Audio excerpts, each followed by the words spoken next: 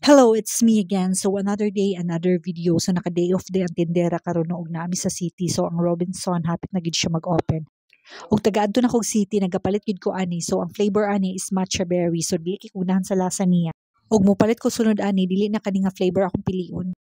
Ug kay paniudto naman so nag-decide mi nga maniudto mi sa Jollibee. So mao din namong gi-order no 2-piece chicken, 1 rice, sundae, double cheeseburger, din nagpahabol pa gid mi og fries. So feel gyud namo no nga mahurot gyud na namo tanan amo ang ipang order ug nasayop mi kay nasubraan na di ay siya. Kay dili naman gyud nato mahurot. So ang hunahuna ra gyud ay ang gadako no. So sa sunod dapat di ay kalma lang. So dili palabi no.